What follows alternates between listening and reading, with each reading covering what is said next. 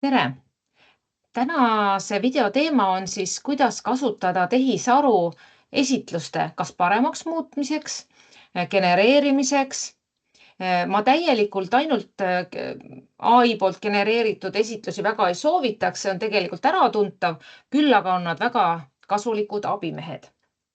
Ja alustamegi kohe ühe konkreetse rakenduse vaatamiseks.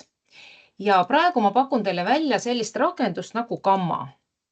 Ma ise ka päris palju seda kasutan. Gammasse saab sisse logida täpselt samamoodi, näete, mina olen siin juba sees, aga saab siis Gmaili konto kaudu, Outlooki konto kaudu, et saate siis registreerida kasutajaks.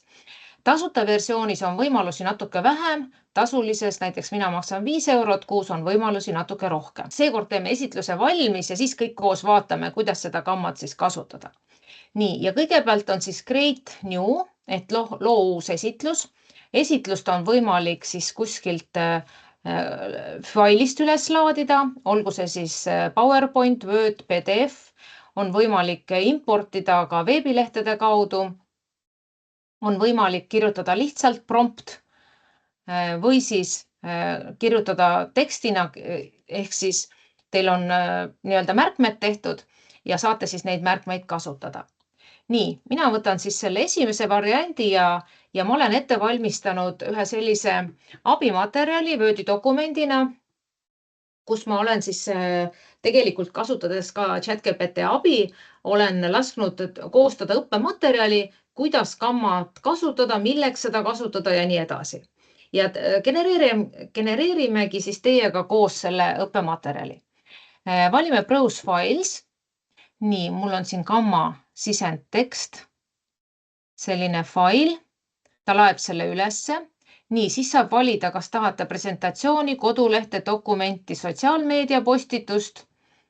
Nii, jätka. Nii, ja nüüd saate siis see Wordi dokumendi tekst on mul siin kõik näha, mul on ta juba slaididena kirja pandud. Ma saan valida, mitu slaidi ma tahan. Tasuta versioonis vist oligi ainult 8 slaidi, ma panen praegu 12 slaidi. 5 eurot kuus võimaldab siis 20 slaidi ja piiramatus koguses esitlusi teha. Nii, ja siis saate vaadata, kas AI ise genereerib teile sisu, pakub teile sisu sellisel kontsentreeritud kujul või laiendatud kujul, siis ta lisab veel ise teksti juurde. Nii, saate valida keele, no minul on siin eesti keel. Ja saate valida, kuidas pildid lisatakse, kas kõik on tehisaru poolt loodud pildid, mina panen tavaliselt Automatic, võite ka kasutada tasuta saadaolevaid fotosid, ta ise leiab need siis üles. Veebist saab animeeritud videos gif'e lisada ja nii edasi. No mina panen Automatic, jätan talle selle otsustusõiguse. Nii, ja saab veel viimasel hetkel muuta ka seda formaati, et kas siis on esitlus, koduleht või midagi muud.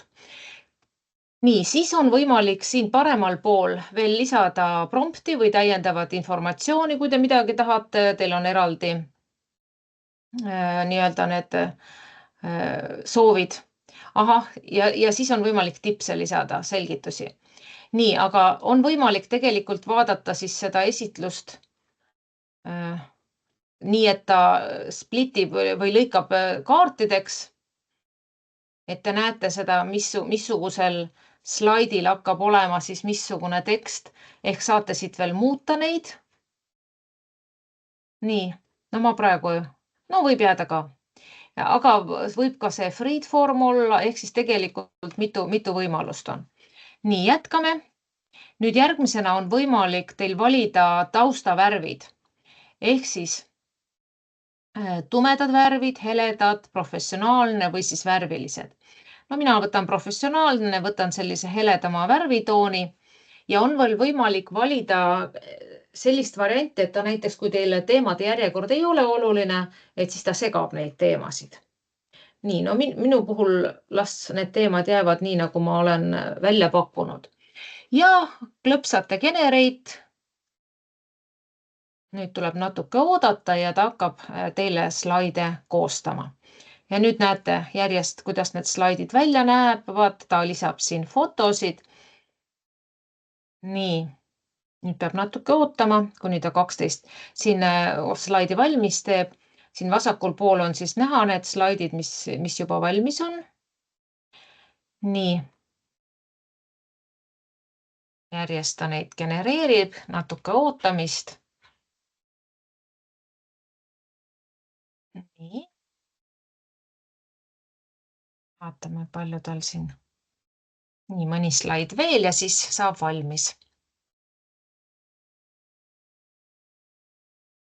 Nii, 9 slaidi valmis. Ja siin paremal pool näete, on teil selline tööriistariba, kus te saate siis neid slaide siin kohapeal ka muuta. Nii, kohe saavad slaidid valmis.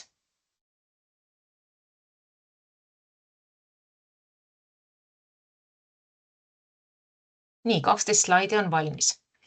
Nii, saate siin kohapeal vaadata, siin saate muuta, näete, teksti saate muuta, pilte saate lisada, videot saate lisada, diagramme ja nii edasi. Kuidas ta välja näeb, seda on võimalik siis vaadata siit klõpsates nupul Present. Nii, ja nüüd on näha see esitlus.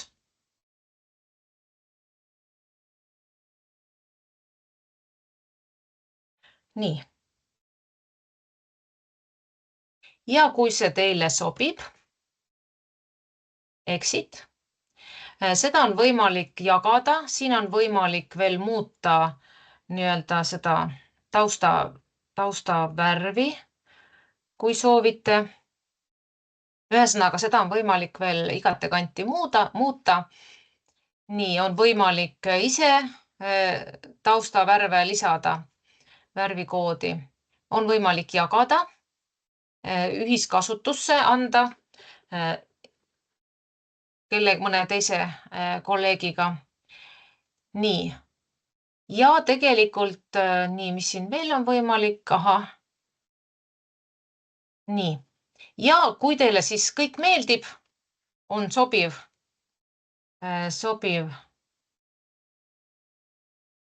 vaatame, kas ta leiab siin mingisugust, ma ei hakka praegu otsima neid pilte, võtame selle siit ära.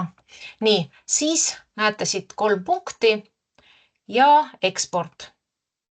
Ja tal ekspordib siis teil kas PDF-ina, PowerPointina, Google Slides või PNG-na. No meie tahtsime PowerPointi, siis ma salvestan PowerPointina. Nii, natuke aega siis ootame. Nii, nüüd ta mul, näete, laadis üles. Nii, salvestame selle siis sobivasse kohta. Nii, mis on gamma? Nii, paneme siis gamma esitlus. Nii, siin mõned fondid sageli on sellised, mida tegelikult teil arvutis olev Office ei pruugi siis toetada. Nii, ja siin ma nüüd käivitasingi selle esitluse, ehk siis selle põhjal jätkame oma seda videot. Ehk siis see on siis selline tehisintellektil põhinev platvorm, mis võimaldab siis esitlusi, dokumenti ja veebilehti teha. Ja tõepoolest ta võimaldab siis kiirendada sisu loomist, automatiseerida erinevaid kujundusprotsesse ja teha siis sellist interaktiivset ja dünaamilist esitlust. Ja siin on praegu näha, et ta on siis loodud Mare Roosileht poolt, aga kui teil on tasuta versioon, siis tegelikult on seal juures ka gamma märk. Ja mis need põhifunktsioonid siis on? Nagu me juba vaatasime, sisu genereerimine, võimaldab dünaamiliselt teksti paigutada. Mulle väga meeldivad need fotod, mis ta siia välja pakub. Kujutage ette, kui palju oleks läinud aega, et leida need fotod. Kõigepealt, nii nagu ma teile selle mooduli alguses ütlesin, need peavad olema siis nii-öelda tasuta kasutamiseks. Ja on võimalik siis teha interaktiivseid slaide ja võimaldab teha ka koostööd reaalajas. Nii, ja no kui te nüüd seda eelmist slaidi vaatasite, siis kindlasti kui ma nüüd praegu teie nähes selle presentatsiooni lõin, aga tegelikult siin ma natukene paigutaksin seda kuju, et üks täht ei jääks eraldi reale ja võib-olla veel üht-teist veel muudaksin, et oleks näiteks meeskonnatöö tugi, näete, öö on eraldi real, nii et üht-teist veel muudaksin, aga üldiselt päris hea slaid. Kasutusmugavus, tõepoolest ta ei nõua disainioskuseid. Kõike saab teha automaatselt lohistamise teel. Ja ühelt poolt on nad sellised professionaalsed ja ilusad ja on võimalik siis ka nutiseadmes neid mugavalt vaadata ja muuta. Ja kui hinnast rääkida, siis nagu ma juba ütlesin, et on võimalik tasuta kasutada ja korraga saab kasutada siis nii-öelda 400 AI krediiti, ehk siis tegelikult korraga te saate teha, sõltub, kui palju slaide te kasutate, te näete, teil krediitide arv kohe kogu aeg väheneb, aga tegelikult mingi aja pärast te saate uuesti seda kasutada ja siin on siis tõepoolest piiramatu projektide arv, mis saate teha. Ja tal on siis, paneb tasuta versioonil on see oma kaubamärk küljes.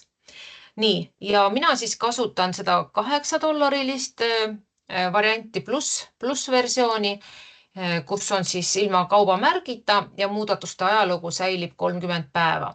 Ja Pro versioon, siin on siis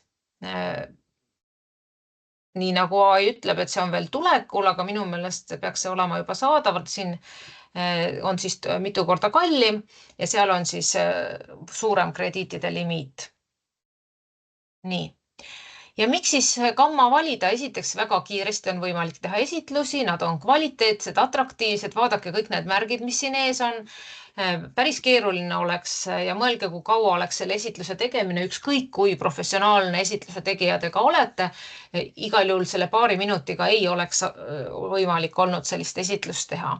Loomulikult on ta paindlik, erinevat tüüpi on võimalik teha. Tegelikult ma ei näidanud, aga seal on võimalik tagasi minna ja genereerida uus esitlus.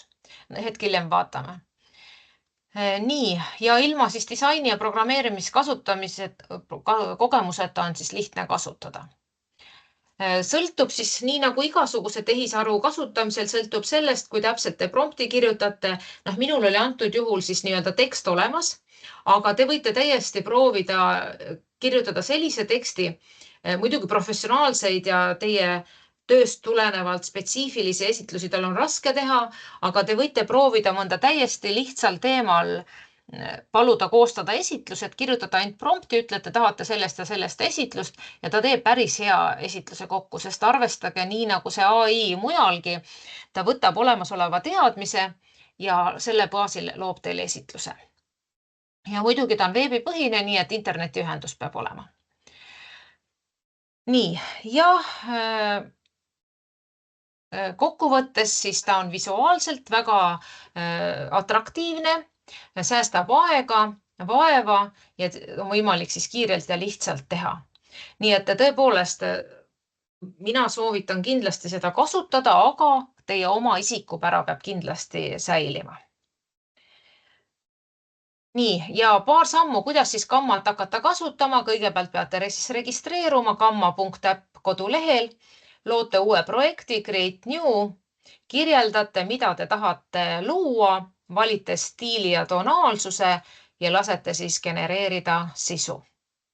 Ja kui teil on siis esmane versioon valmis, siis saate muuta teksti, parandada, lühendada, asendada, kohandada siis värvipaletti ja teemat, fonti ja tausta, lisada slaide, kustutada slaide või lisada siis täiendavat materjali.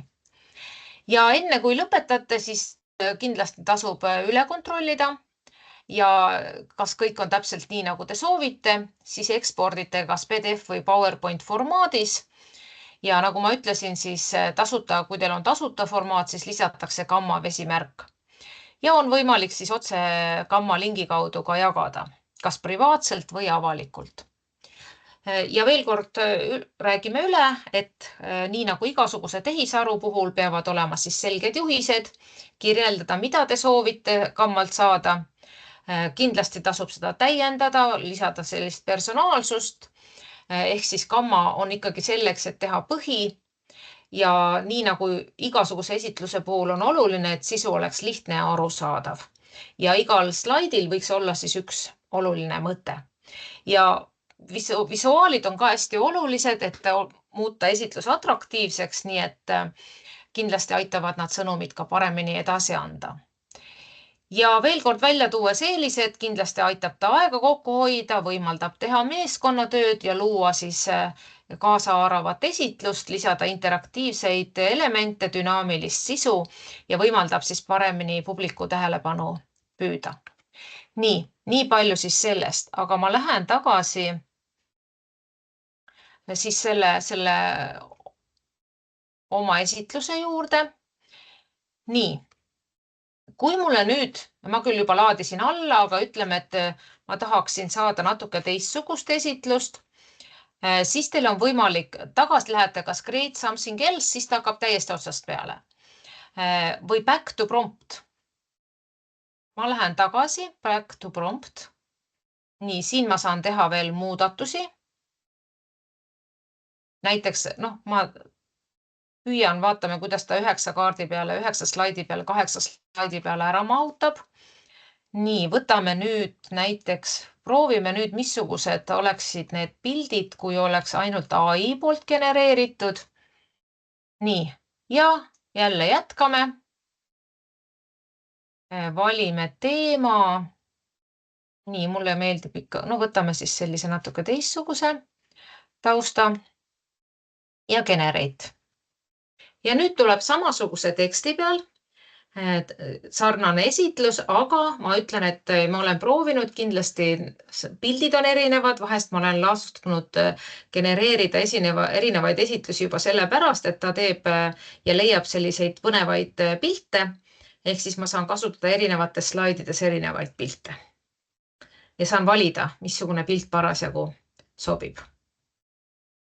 Ahah, siin juba vahepeal oli näha, et need hinnad olid aastast 2024 ja praegu võib-olla see Pro on juba väljas, nii et selles mõttes tuleb see info üle kontrollida ja täpsustada. Et nii nagu igasuguse tehisaru puhul, siis kindlasti tasub üle kontrollida kogu informatsioon. Nii, ikka tasub aitäh ka öelda.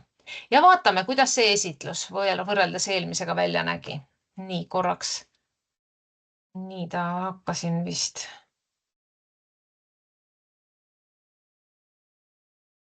Nii, lähen korraks tagasi.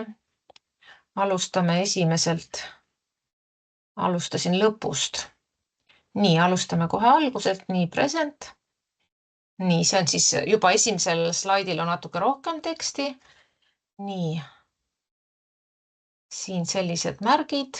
Nii, siin on nüüd selline foto. Põhimõtteliselt kõik seesama tekst. Siin on suhteliselt sama jäänud, võib-olla see kokkuvõte, pildid on natuke teistsugused. Oligi kõik.